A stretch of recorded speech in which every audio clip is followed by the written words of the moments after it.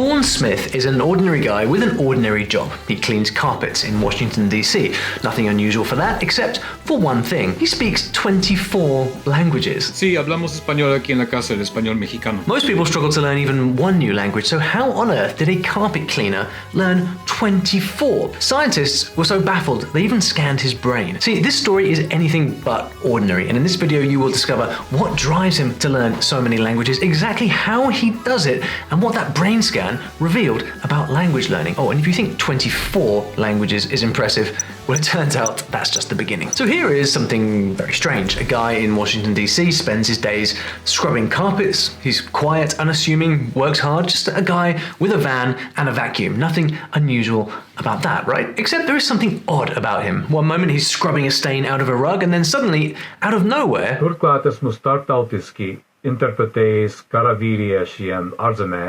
that is Latvian. And the Latvian customer?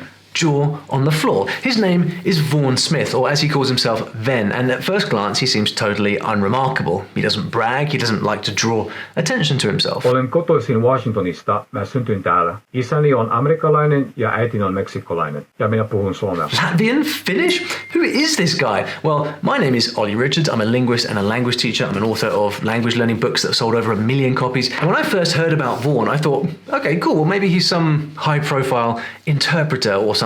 But no, and listen, I love a good mystery, so when I heard scientists had scanned this guy's brain, well, I wanted to know what happened. Now, this isn't some rehearsed party trick. He's done this dozens of times in Bulgarian, Navajo, Czech, languages you wouldn't expect from your carpet cleaner. It's actually his brother's business, and he's not exactly making a killing. It's less than $20 an hour, I believe. And then there's this. I think it was 2 weeks ago, I was in front of the Bulgarian embassy. Someone comes up, and I had not spoken Bulgarian for about 10 years or so. Here I am having a conversation in Bulgarian again, but it was a lot faster than, for example, the Latvian conversation for the Latvian embassy. Bulgarian embassy? What's he doing there? Cleaning carpets? I went to the Latvian embassy, had a pretty good conversation, and I realized I had not spoken Latvian for more than 15 years. Very mysterious, but no, he does not clean embassy carpets. So why is he there? Well, at this point, the pieces are not adding up because the man happens to speak 24 languages, and if you count the ones he's still learning, this number jumps to, and he's only using Duolingo for one of them. Feel free to try to guess which one. So what's the deal? Because he's not a globetrotter, he didn't grow up in a dozen countries, he's not some elite interpreter, he's something else entirely. To understand why he's still cleaning carpets, we need to go back to a time when Vaughn didn't feel special at all. Empezamos con español. ¿Cómo te va? Hola, muy bien. Sí, muy bien. ¿Qué tal lo estás pasando estos días? Excelente, más que es año nuevo. Sí.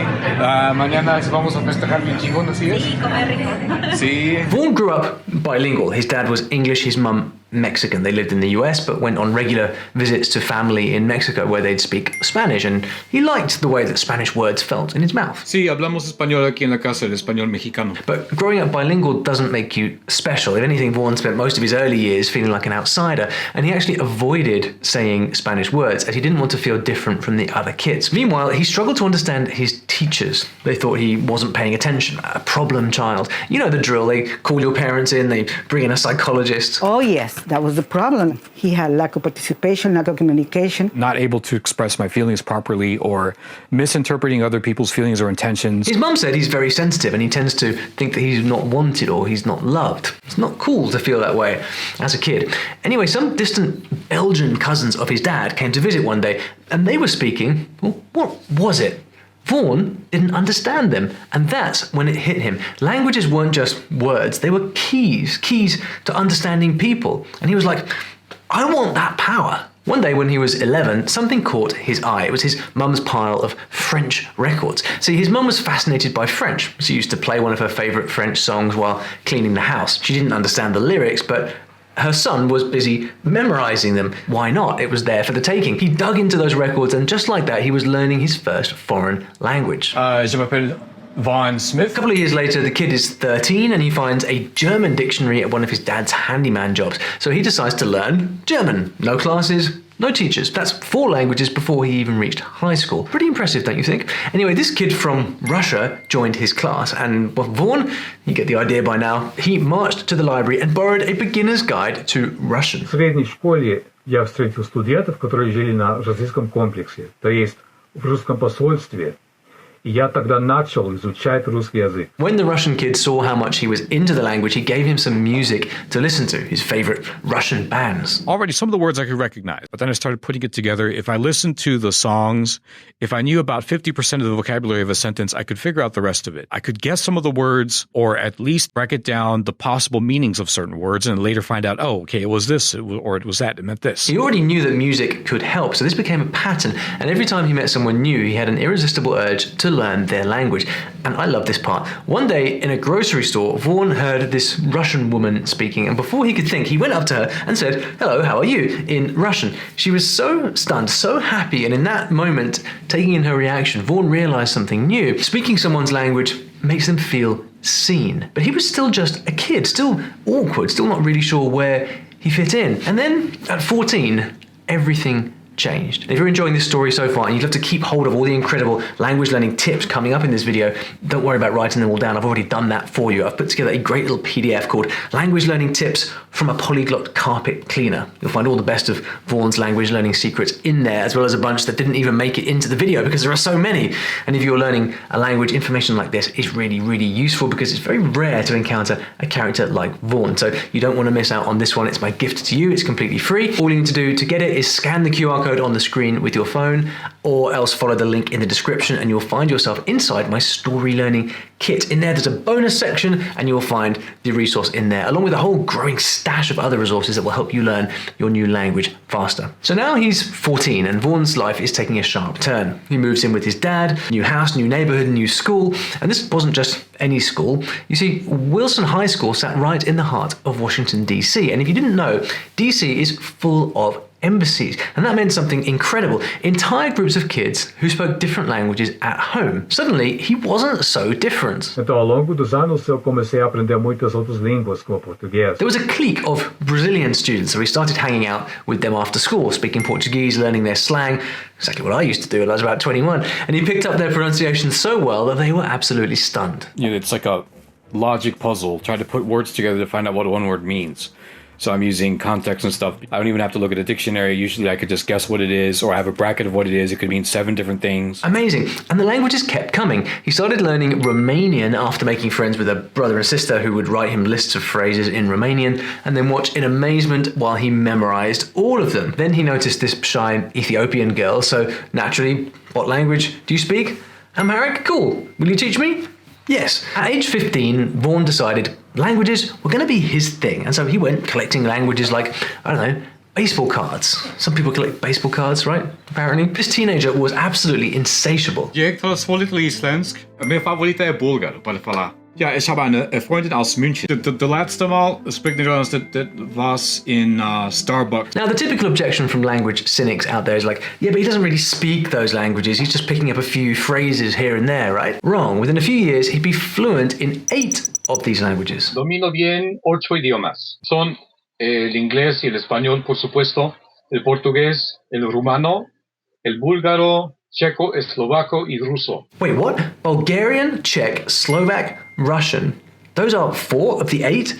That's insane. Check this out. On the FSI chart that ranks language difficulty, category 1 is the easiest languages for English speakers to learn, and category 5 is extremely hard ones like Mandarin Chinese. These languages that he learned here are all in category 4, which means they're very, very hard. And when he was 17, he went to a new school and tested into the highest level Russian class. And he'd never had a Russian lesson before in his life. Pretty soon, native speakers from all over started taking notice. He was dazzling people with his accents in Dutch and Catalan, and then one day his language count hit 11, and apparently 11 languages means you are now officially called a hyper-polyglot, a term that I really don't like, but kind of fun, so I said it. If you're curious, there are less than 1,000 hyper-polyglots in the entire world, according to the internet. You know, for decades, researchers have studied people who struggle with languages. There's both developmental disorders like autism, and there's acquired disorders like aphasia. But what about people like Vaughn, these hyper-polyglots, people who master an extreme number of languages? They're still a complete mystery. The vast majority of language research is done on kind of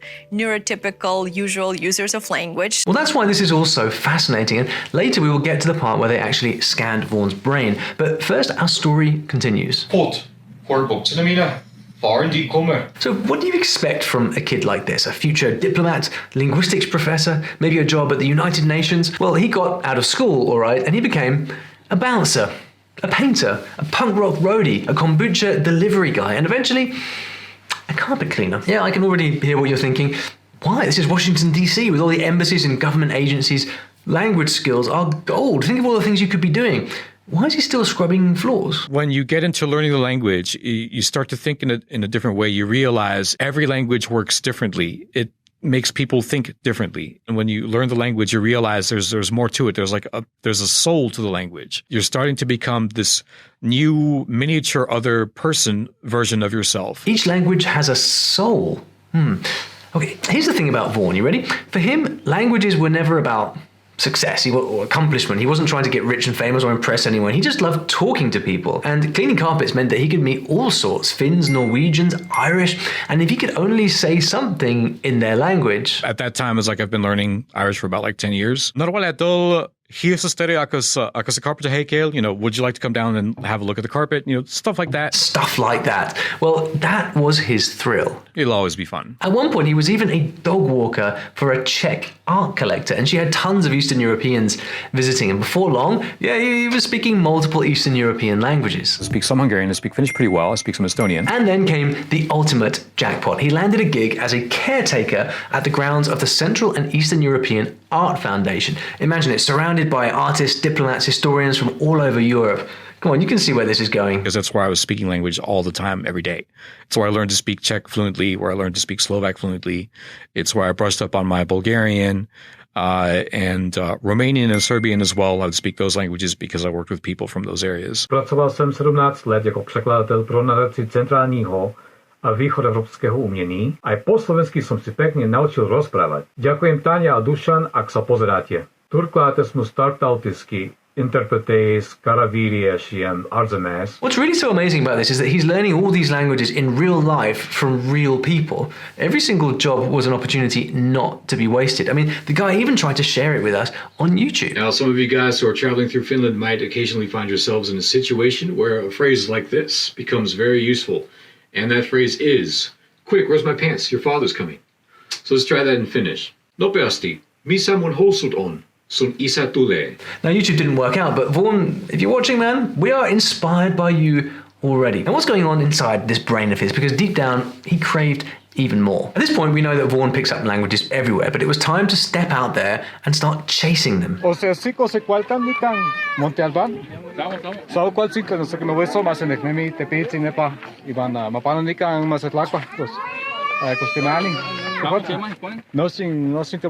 Amazing. He's on a Nahuatl reservation chatting with the locals. Now, Nahuatl is an indigenous language of Mexico. Do you know it?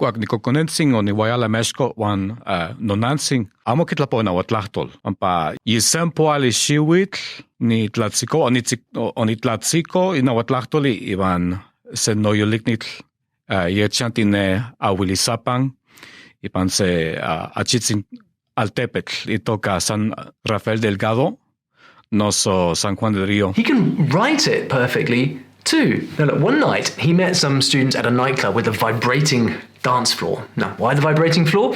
Well, it's because they were deaf. And that's how, altogether now, that's how Vaughn Smith ended up learning American Sign Language. And if that sounds random, he volunteered to clean the fish tank at a Japanese restaurant to pick up Japanese. Any more? Yes, he visited a Native American reservation in Montana to learn Salish. Now, this one is seriously rare. Salish is a Native American language from the Pacific Northwest, and almost nobody still speaks it. I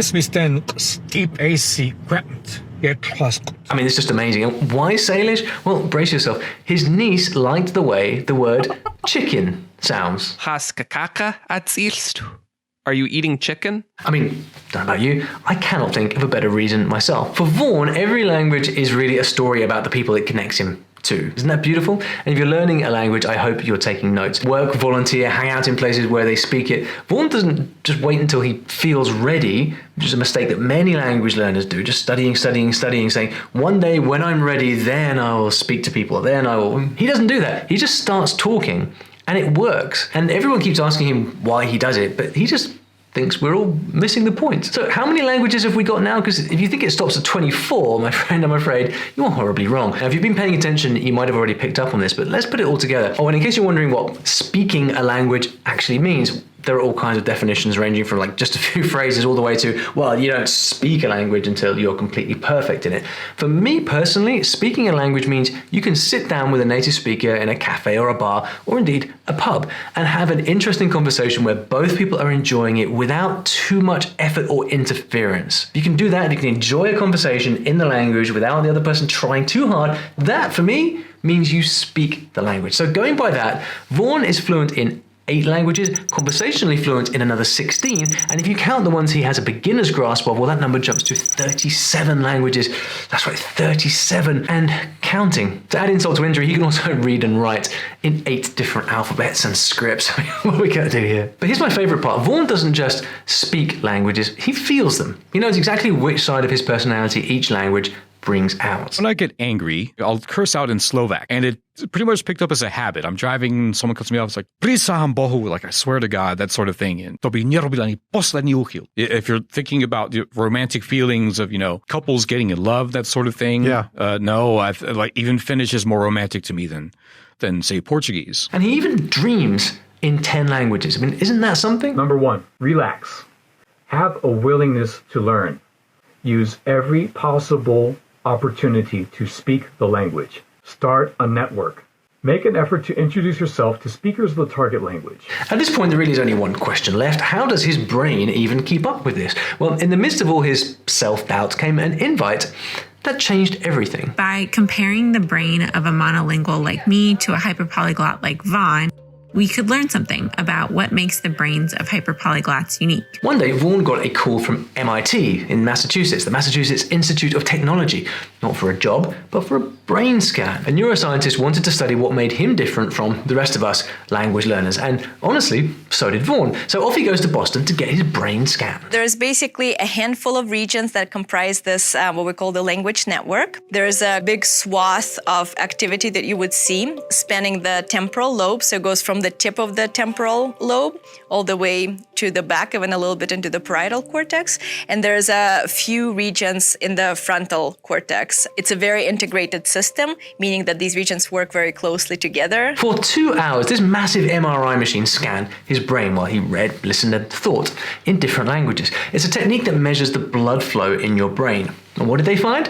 Well, this is wild. See, normally when you learn a new language, your brain lights up and needs more oxygen. But the parts of Vaughn's brain used for language are smaller and quieter than average, which means he needs less oxygen to process languages. Less. The scientists were a bit confused. It means the brains of hyperpolyglots are more efficient. It's a real-life example of one of the biggest research-backed benefits of studying foreign languages. Isn't that something? And you know what this moment meant to Vaughn? He realized, well, I'm not just some worthless person. And he walks out the door, happy as a clam, phones a friend and says, today I got to practice Lithuanian, Catalan, Spanish, Russian, and a little bit of Korean. But wait, there's more. Get ready for a wild ride of a different kind, because someone else also sees languages as a way to help people feel like they are worth something, except he takes it to a whole new level with his crazy accent mimicking tricks. And it's all in this fascinating video right over here, which you should watch right now.